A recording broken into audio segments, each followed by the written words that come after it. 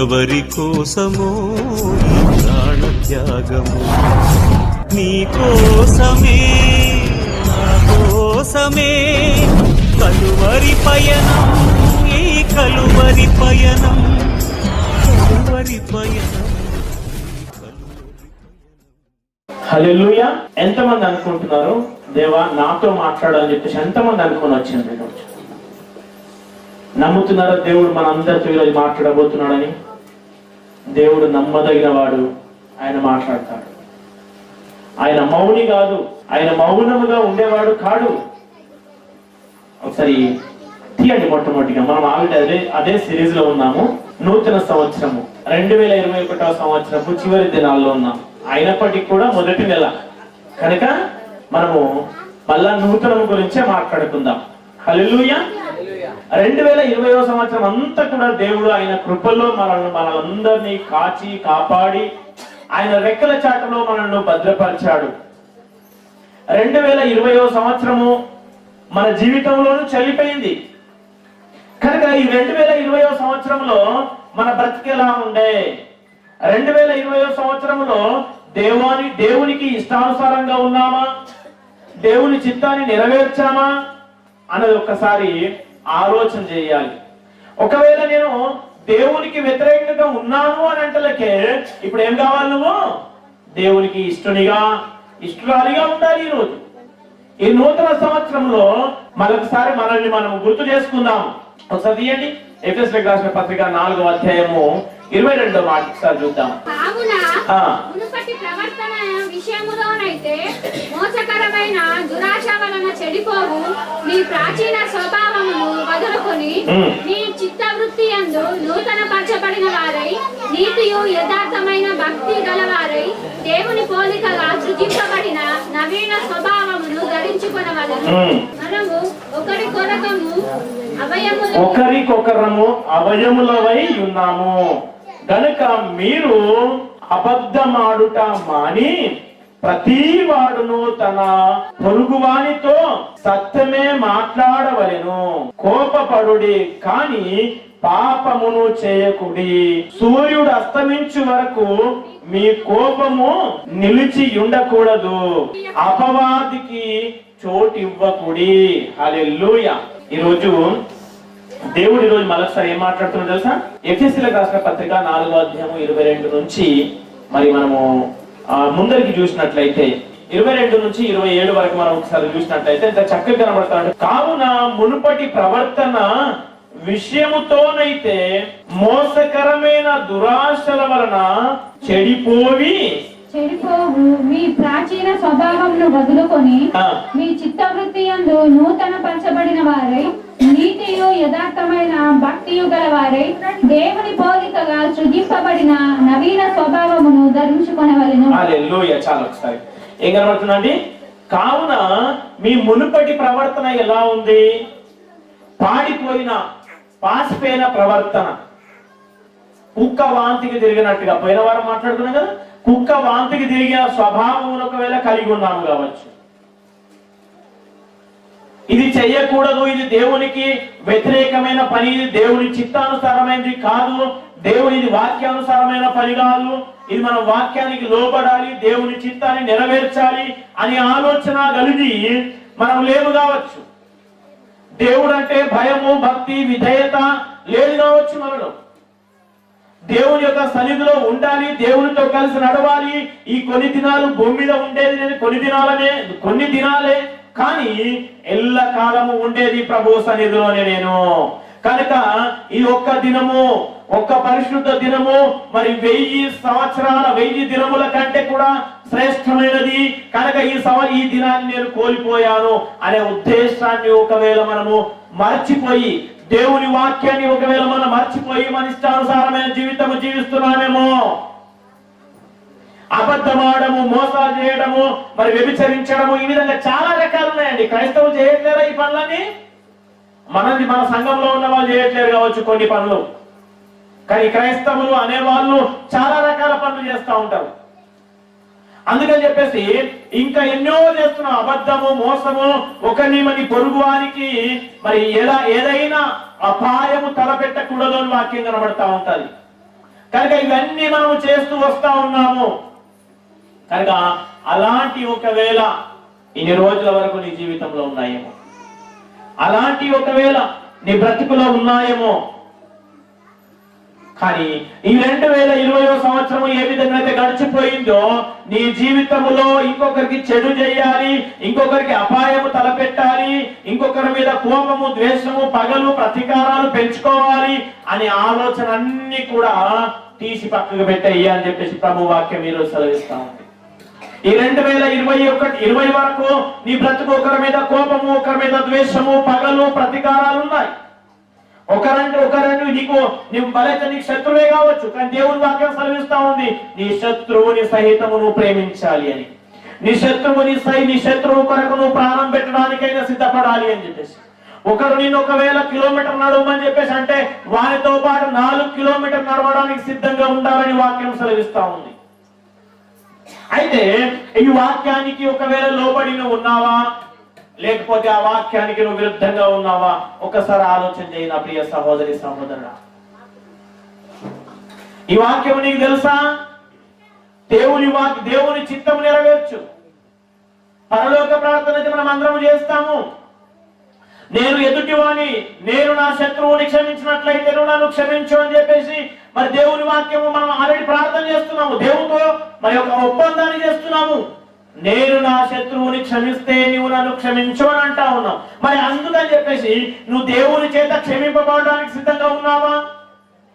దేవుని చేత క్షమింపబడ్డావా? నువ్వు లేవా? ఒకసారి ఆలోచన చెయ్యు.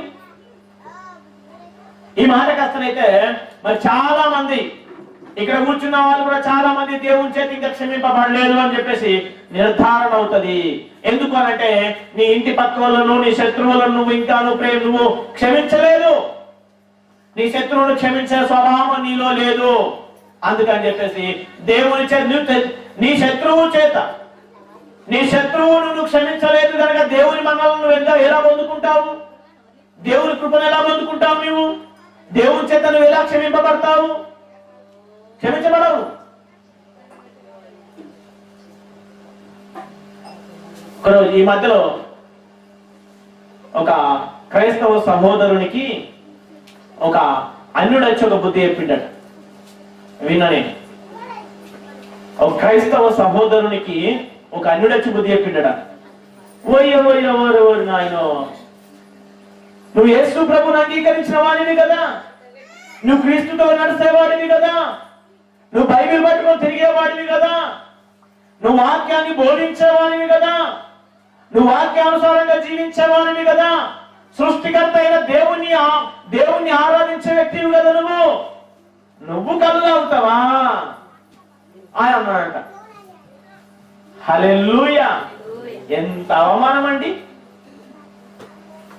ఎంత అవమానమో చెప్పండి. ఎవరికి అవమానము? ఆ మనిషిగా? హల్లెలూయా. ఎవరికి తెలుసా?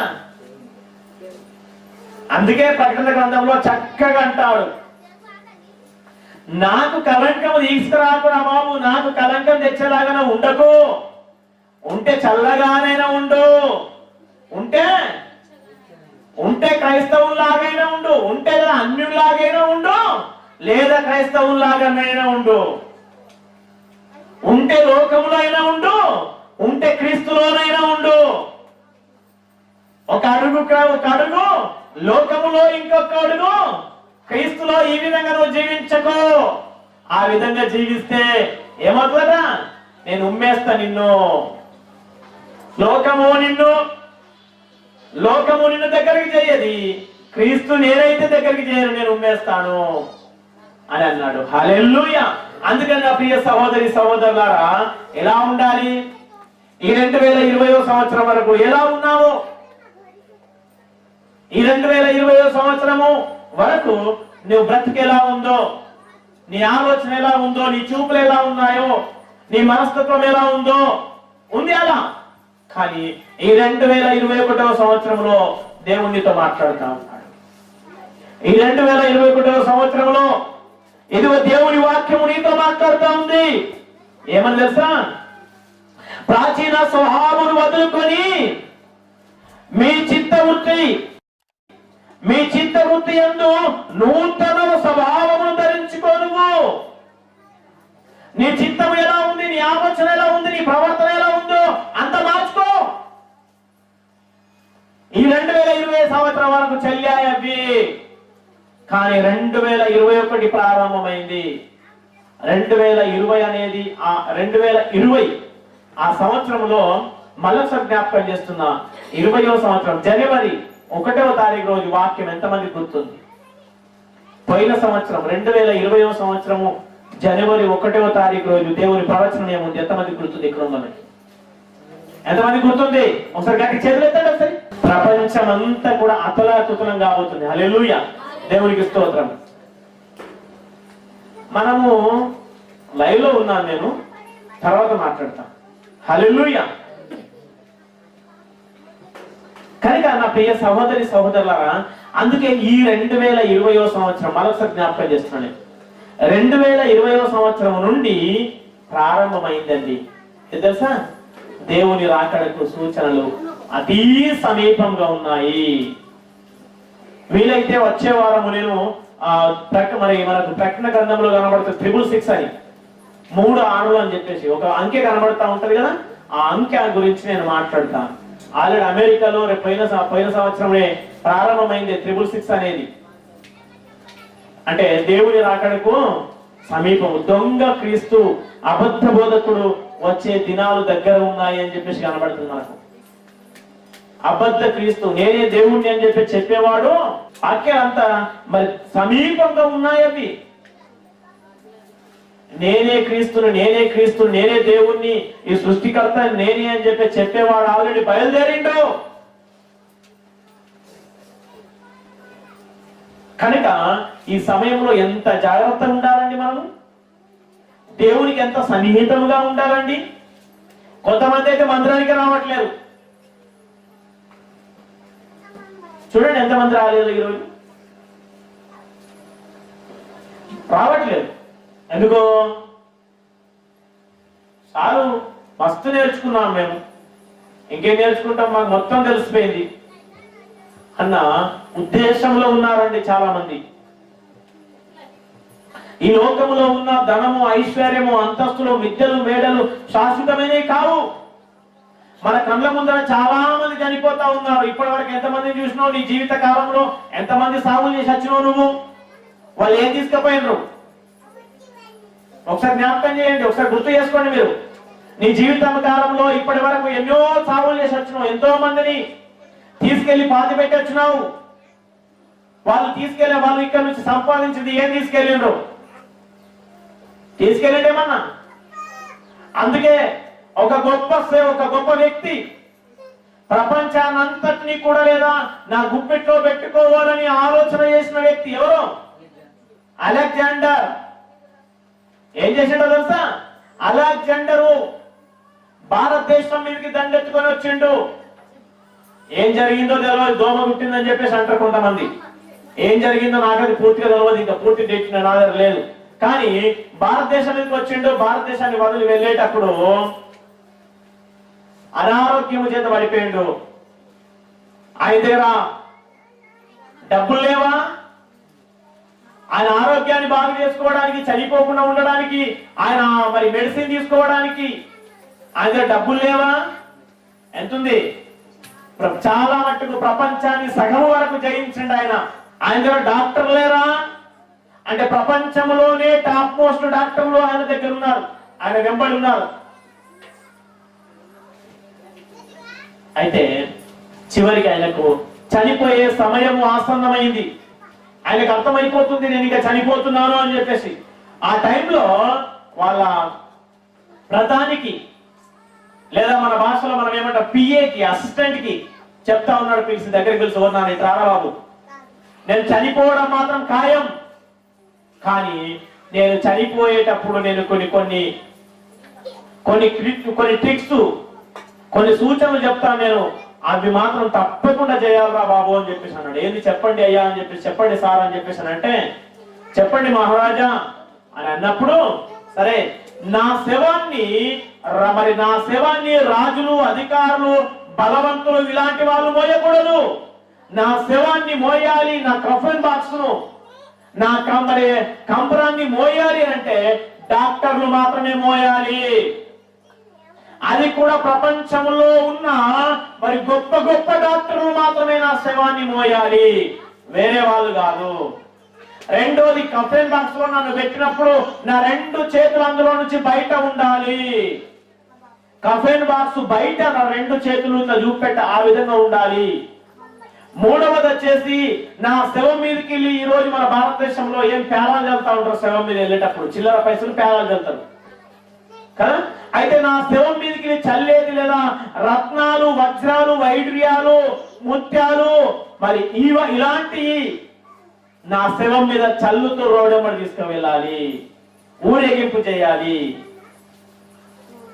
హల్లెలూయా. ఈ విధంగా చెప్పి తీసుకెళ్ళిందండి. ఇవి ఎందుకో తెలుసా? ఈ 3 సూచనలు ఎందుకు కనబడుతున్నాయి? హల్లెలూయా. వైద్యులు నా ప్రాణాన్ని కాపాడలేదు. డబ్బు, ఆస్తి, అంతస్తులు, మిద్దెలు, మేడలు, ఇదిగో బంగారము, వజ్రాలు, వైఢూర్యాలు, ముత్యాలు, ఇవన్నీ ఇన్ని ఉన్నాయి, పాడేస్తున్నాం. అవి కూడా నన్ను కాపాడలేవు. ఇంత సంపాదించుకున్న ప్రపంచాన్ని అంతటి నా గుప్పిట్లో పెట్టుకోవాలనుకున్నా, కానీ వెళ్ళేటప్పుడు ఉత్త చేతులతో వెళ్తున్నా. ఏమీ లేదు నా చేతిలో. ఒకవేళ నేను తీసుకుపోతున్నానని చెప్పేసి డౌట్ పడారు. ఏమీ లేదు. చిన్న పిల్లోడు మెల్లగా చాక్లెట్ తీసుకొని ఇట్లా పట్టుకొని జేబులో పెట్టుకొని పోతా ఉంటే, ఏమన్నా చూపెట్టు, చేయి అంటాం కదా, చెయ్యి అని అంటే ఇట్లా చూపెడతాను. అట్లాగే నా చేతిలో ఏమైనా ఉండదు అనుకున్నారు, ఏమీ లేదు. కనుక నా ప్రియ సహోదరి సహోదరులారా, ఈ రోజు దేవుడు నీతో మాట్లాడుతూ ఉన్నాడు. ఆస్తులైనా, అంతస్తులైనా, మిద్దెలైనా, మేడలైనా, బంగారము, వజ్రాలు, వైఢూర్యాలు ఏవి కూడా లేదా నీ ప్రాణాన్ని కాపాడలేవు. అవి పరలోకాన్ని నిన్ను తీసుకెళ్ళవు. అవి వాటి ద్వారా ఒకవేళ పరలోకం ఉన్నది అనుకుంటే అది కల్లా. హల్లెలూయా.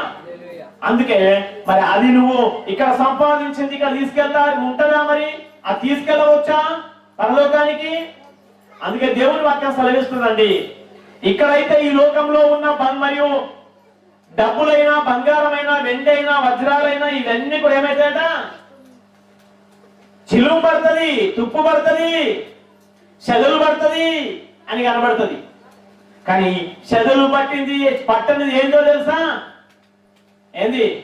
నీ ఆస్తి, అంతస్తులు అన్ని కూడా ఎక్కడ సమకూర్చుకోవాలంట? భూమి మీద కాదు నీ ఆస్తులు సమకూర్చుకోవాల్సింది, పరలోకంలో నీ ఆస్తులు, అంతస్తులు, నీ మిద్దెలు, మేడలు సమకూర్చుకోవాలి. అర్థమైందా? నువ్వు సమకూర్చుకోవాల్సింది, నువ్వు జమ చేసుకోవాల్సింది. మనలు అంటారు, అయ్యా నాకు 4 మంది కొడుకులు, 3 బిడ్డలు, వాళ్ళకి సంపాదిస్తేనే కదా నాకు చివరి రోజు నాకు ఇంత బుక్కడ పెట్టేది. అవునా? దానికి కొంత లిమిట్ ఉంటుందండి. దానికి కొంత హద్దు ఉన్నది. హద్దును బట్టి సంపాదించు. కొంతమంది అయితే హద్దు మీరి అక్రమంగా సంపాదిస్తారు. అక్రమంగా ఏవేవో పనులు చేసి అక్రమంగా సంపాదిస్తారు. అది కాదంటే సంపాదన. అది నీతిగా ఉండాలి. సంపాదన, నీ సంపాదన నీతిగా ఉండాలి. నీ ప్రవర్తన నీతి అయిన ప్రవర్తన ఉండాలి. హల్లెలూయా.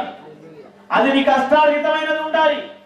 ఇంకెవరో కష్టార్జితాన్ని నువ్వు లాక్కోవడం కాదు, అది నీ కష్టార్జితమై ఉండాలి. అప్పుడు దానికి ప్రతిఫలాన్ని దేవుడు ఇస్తానన్నాడు. హల్లెలూయా.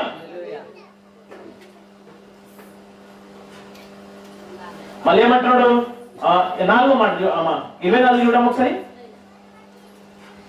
నీతియు యథార్థమైన భక్తియు గల వారై దేవుని పోలికగా సృజింపబడిన నవీన స్వభావము ధరించుకొనవలెను. హల్లెలూయా. ఏందట?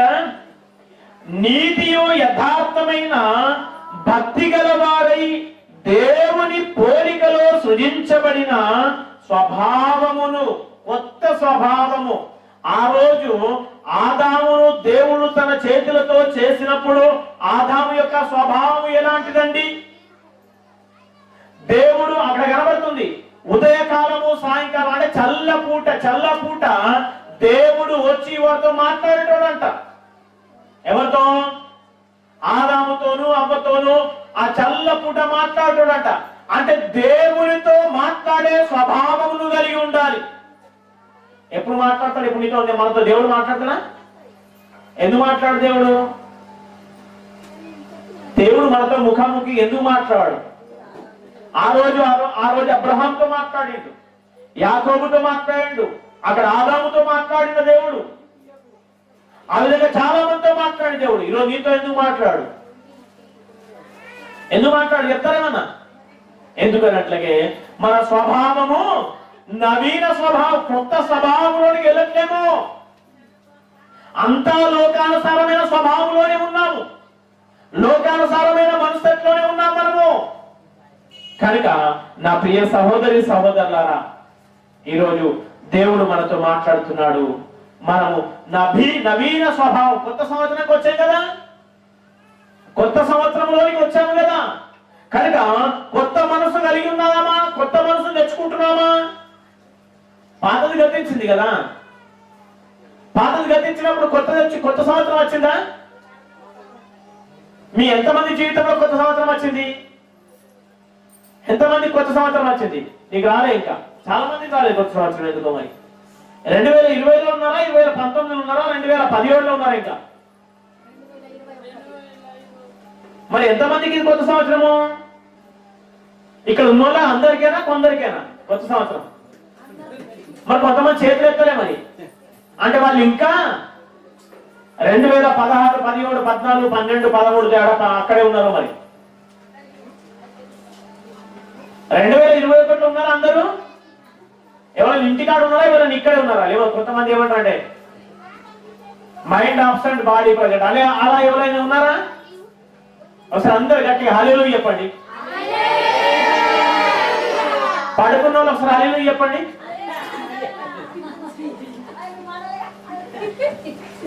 ఓకే, ఇక్కడ ఉన్న వాళ్ళైతే అందరు హల్లెలూయా చెప్తారు. ఒకసారి గట్టిగా హల్లెలూయా.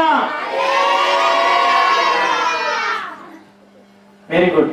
అందరు ఉన్నారా? ఒకసారి ప్రాణం ఉన్న వాళ్ళందరూ గట్టిగా చెప్పండి హల్లెలూయా. చచ్చిపోయిన వాళ్ళు ఒకసారి చెప్పండి. చెప్తారా? చనిపోయిన వాళ్ళు ఎవరైనా స్తుతిస్తారా దేవుణ్ణి? Very good. చనిపోయిన వాళ్ళు ఎవరు స్తుతించారు కదా. అందుకే ఇప్పుడు బ్రతికుండగానే దేవుని స్తుతించు, బ్రతికుండగానే దేవుని వాక్యాన్ని విను, బ్రతికుండగానే దేవుని మాట విను, బ్రతికుండగానే దేవుని ఆరాధించు. నీ ప్రాణం పోయిన తర్వాత నువ్వు పోయేది పాతాళానికి. దేవుని మాట వింటే నువ్వు పరలోకానికి వెళ్తావు, దేవుని చిత్తాన్ని నెరవేరుస్తే నువ్వు స్వర్గానికి వెళ్తావు. లేకపోతే ఎక్కడికో తెలుసా? అగ్ని ఆరదు, పురుగు చావదు, అలాంటి ప్రదేశంలో ఉంటావు. ఇంకో మాట కనబడుతుంది మనకు. మరి ఏమంటున్నాడు చూడండి 25 మాట. మనము ఒకరికొకరము అవయవములై ఉన్నాము గనుక మీరు అబద్ధమాడుట మాని ప్రతి వాడును తన పొరుగు వానితో సత్యమే మాట్లాడవలెను. హల్లెలూయా. ఏమంటే మనము ఒకరము, మనము అందరము కూడా అవయవాలము. యేసు క్రీస్తు వారి యొక్క సంఘము అనగా యేసు క్రీస్తు వారి యొక్క మరి బాడీ, యేసు క్రీస్తు వారి యొక్క బాడీ సంఘము అని అంటే మనమందరము కూడా ఆయన యొక్క బాడీలో ఉన్న పార్ట్స్. ఒక్కొక్కరి ఆలోచన ఒకటి, ఒక్కొక్కరి క్రియలు ఒక్కొక్కలాగా ఉంటాయి, ఒక్కొక్కరికి ఒక్కొక్క టాలెంట్ ఉంటది. ఎవరి టాలెంట్ బట్టి వాళ్ళు చేస్తారు. కాలు చేసే పనులు చేతులు చేస్తాయా? ఒకసారి చేస్తాయా? కాలు చేసే పనులు కాలు చేస్తాయి, చేతులు చేసే పనులు చేతులు చేస్తాయి, నోరు చేసే పని నోరు చేస్తుంది, నాలుక చేసే పని నాలుక చేస్తుంది కదా, వేలు చేసే పనులు వేలు చేస్తాయి.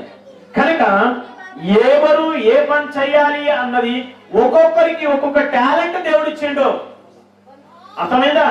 మనము ఒకరికొరకు మనం అందరం కూడా యేసుక్రీస్తు వారి యొక్క శరీరములో ఉన్న అవయవాలం మనము. కనుక మనం అందరం ఏం చేయాలి? ఇప్పుడు ఏం చేయాలి? ఎవరికి దేవుడు ఏ టాలెంట్ ఇచ్చిండో ఆ టాలెంట్ మనము అనుసరించాలి. అందుకని మనము మన సహోదరులతో మన వాళ్ళతో అబద్ధము ఆడకూడదు అని కనబడుతుంది. ఏం చేయాలట?